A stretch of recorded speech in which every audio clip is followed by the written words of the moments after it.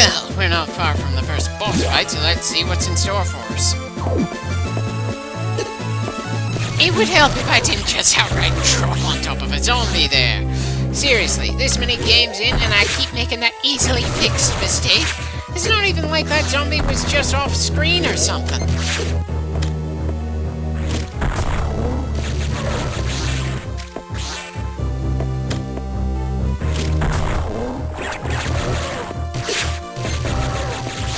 Wait, so the gimmick of zombies is just that they respawn right in front of you instead of needing to leave the room something first? I'm literally more intimidated by the door we're having a hard time opening here than the enemies here.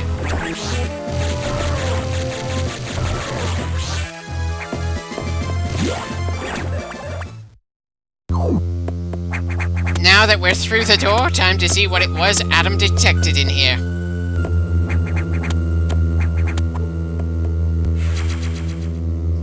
Well, I certainly appreciate an energy tank just before we get into a fight, that's for sure.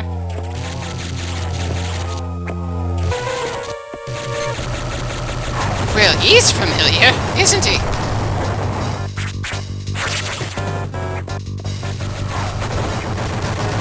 And thankfully, we don't absolutely need missiles in order to hurt this turtle, and we don't need to send him into some specific spot in the ceiling or something.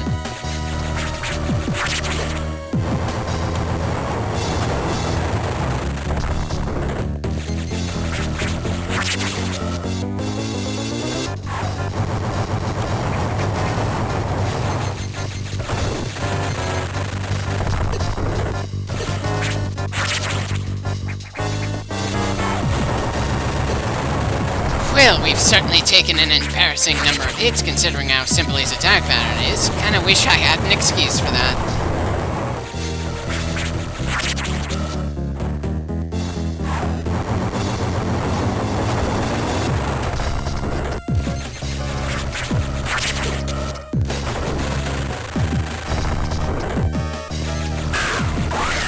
Well, at least we managed to beat the first boss without having to repeat it several times. Though the fact that the amorphous thing that the boss turned into can also hurt us is a bit disorienting.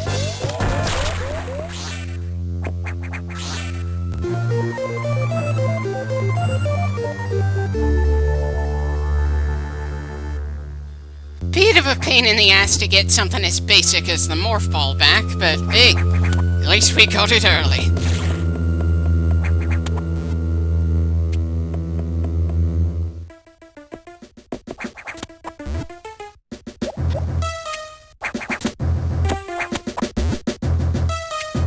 Right. Why did I even think we already had bombs when we only just grabbed the morph ball?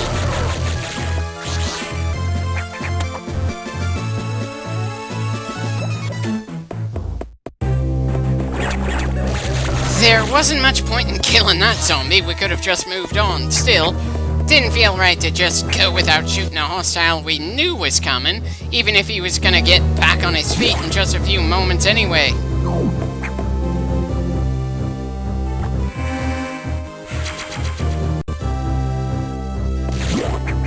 Right, now let's report that we've gotten the ball. It certainly didn't take me long to get used to the idea of reporting that sort of thing when we were left to our own devices in the games before now.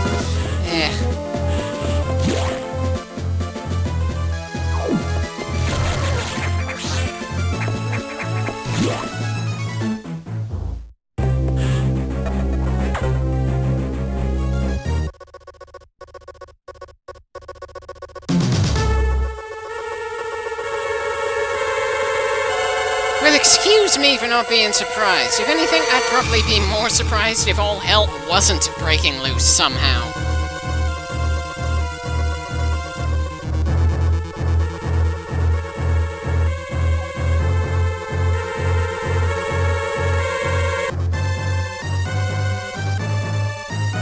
Which part of the ecosystem?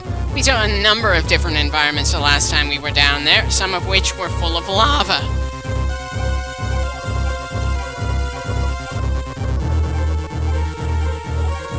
Easy enough to remember that we need to take Elevator 1 to get to Sector 1, And at least the exposition this time didn't take all that long compared to last time.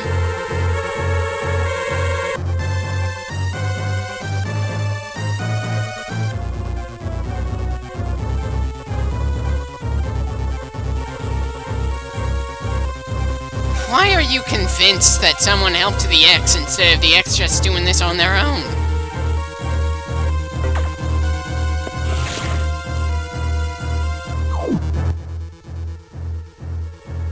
Doesn't seem we have all that far to go to get to the elevator, but then maybe my standards for distance need recalibrating considering some of the other environments we've had to travel through in this series so far. Besides, this is still pretty close to the start.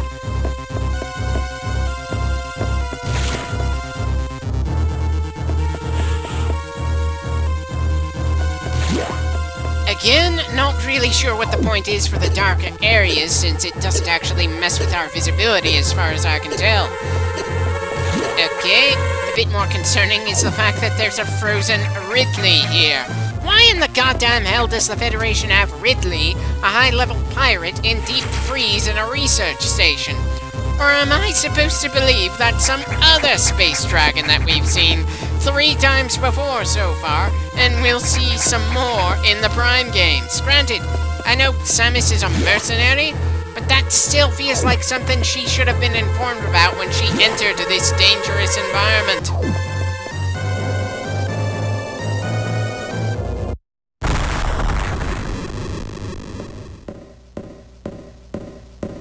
Okay!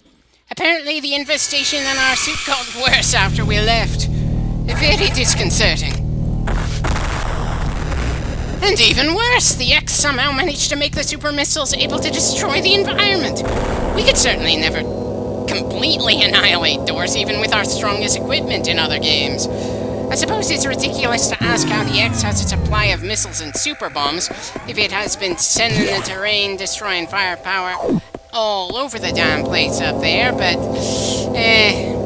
I kind of feel the need to ask anyway.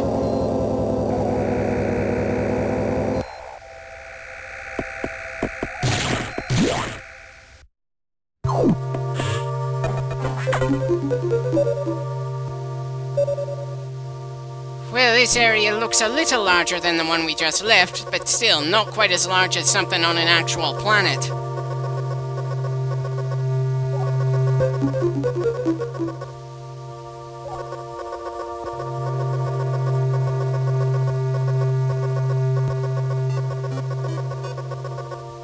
Oh, I assume it'll be usable again once we're done dealing with the various problems beneath. If only to let us move on to that area when it becomes relevant again. And we already know what did that. We had a bit of a cutscene to show it, and I've got to say, that cutscene did a pretty solid job making me nervous running into it.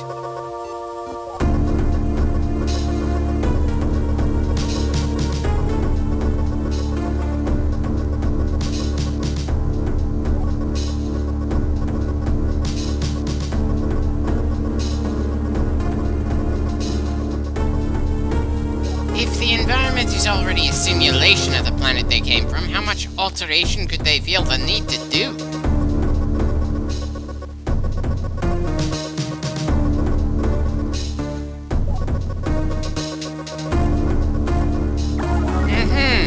Deal with 5 specific spots, then report back to the next objective. Not that difficult to comprehend. Part of me would have appreciated seeing what things we're supposed to get to look like, but I have the distinct feeling we'll know them when we see them.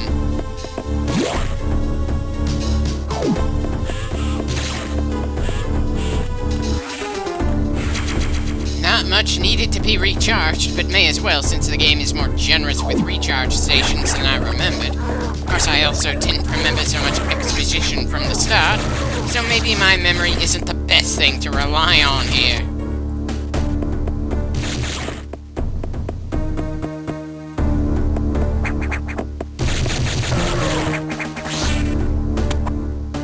I assume the blue door is for the ice beam for some reason, but at least we damn well know at this point that the green doors are for the super missiles. Kind of surprised we haven't run into any regular missile doors. Those were certainly a thing in the previous games.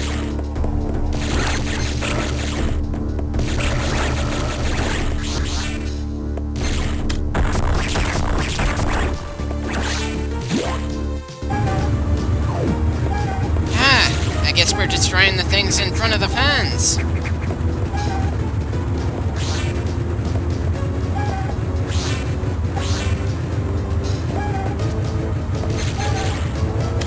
Well, it's certainly spitting out the two varieties of X, so it's easy to say this is indeed one of their breeding points. I somehow doubt that destroying these is going to stop these things from spawning, period. It's way too early in the game for that. I'm not even sure there's much point in slowing them down, since it seems they've effectively got most, if not all, the station. Or they will, by the time the game is over. Still, I suppose any little inconvenience to these kinds of monsters is kind of a good thing.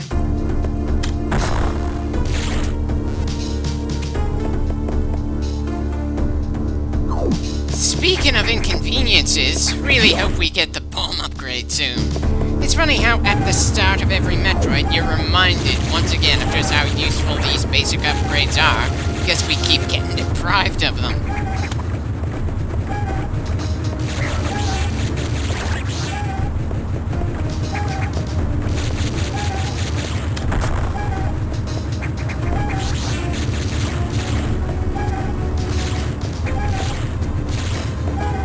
Okay, just how the hell are we supposed to go further up?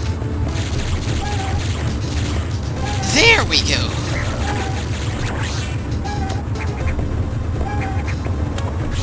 And of course, the blocks we couldn't destroy from above are the kind that break when you just step on them.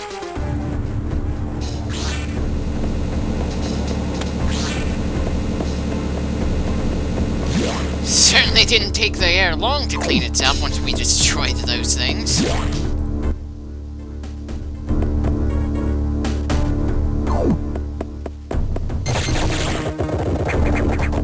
Kinda surprised I avoided getting hurt by that thing, considering how close we were when I stopped.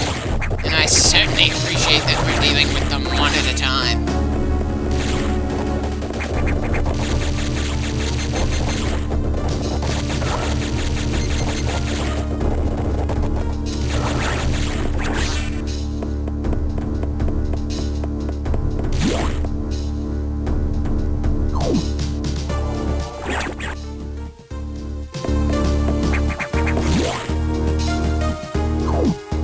Okay, kinda surprised that a room with lava in it isn't too warm for us to enter without the Viera suit. Or whatever would replace that, since the X have our old suit.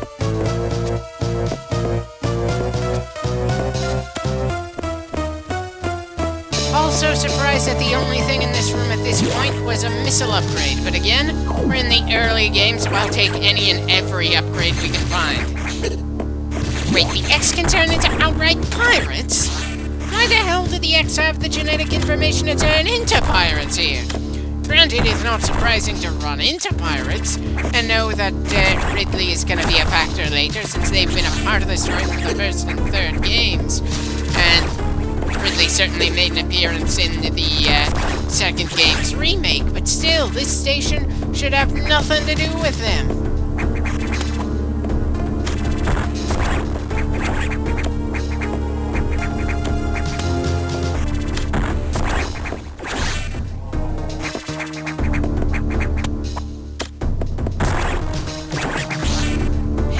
Great, now I feel nervous about moving forward while still slightly injured, considering how much damage we seem to take around here. But it's not like we have much of a choice in the matter.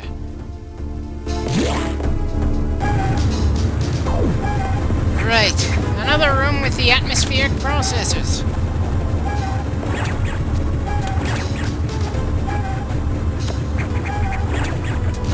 Huh.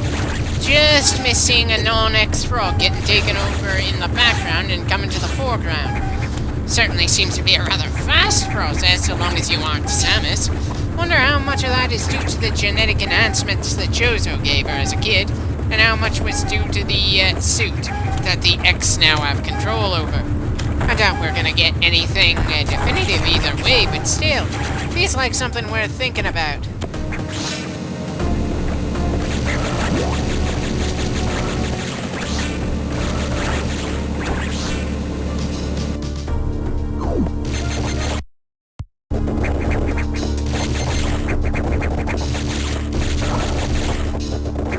Again, probably no point in making sure this thing is dead before we move on. Still fun to do, though.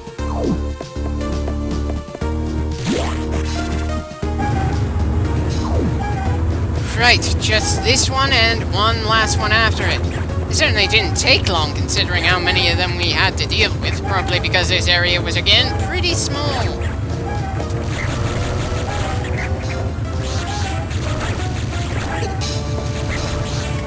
Huh. Don't think we've ever had the problem of not seeing an enemy behind a healing item before.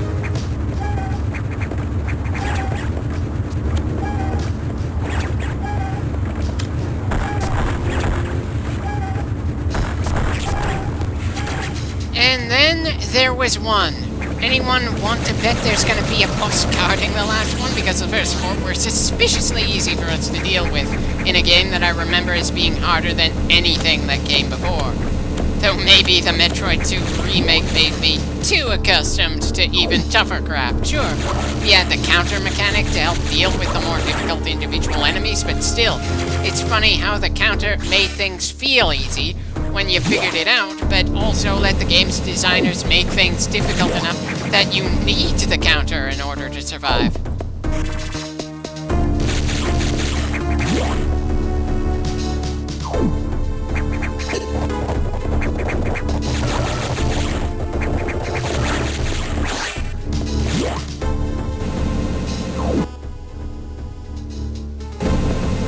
Possibly moved in the wrong direction to deal with the last one.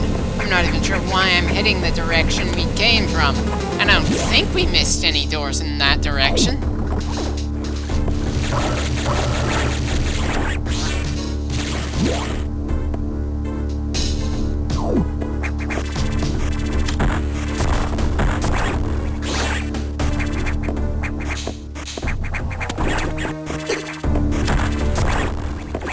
We certainly lose more health per hit than we do per healing with the X there. More than I think we did in Zero Mission and Super Metroid, and probably AM2R as well.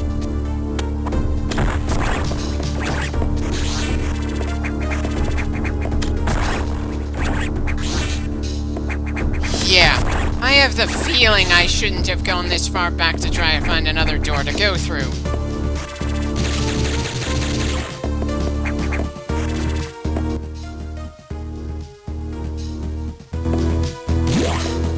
Right, back through that door to see what I missed then.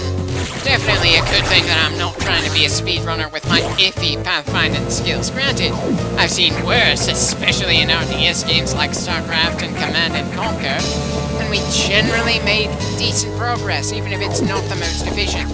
I don't think we've had a 10-hour game yet in the two-dimensional Metroids, and I'm pretty sure we won't see anything that long in Fusion or Dread.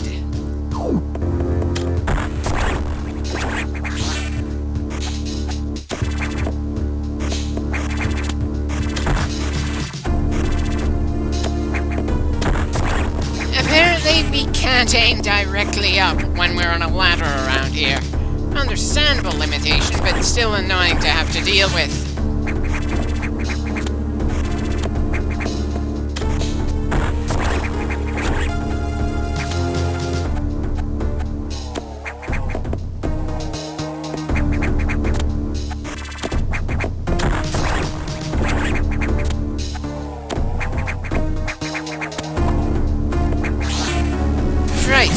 One shaft climbed, and it looks like we've got another directly after it. No going back the way we came. That's not very comforting. At least there's a save point in this direction. No risk of us having to repeat the last 10 or so minutes again.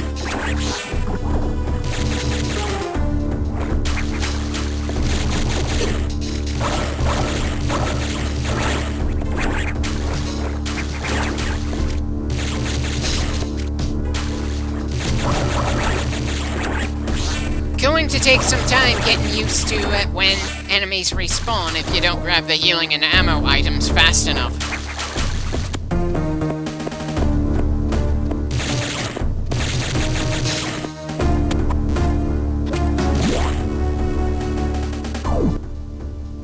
Right, we'll save destroying that eye for the next clip. Time to save.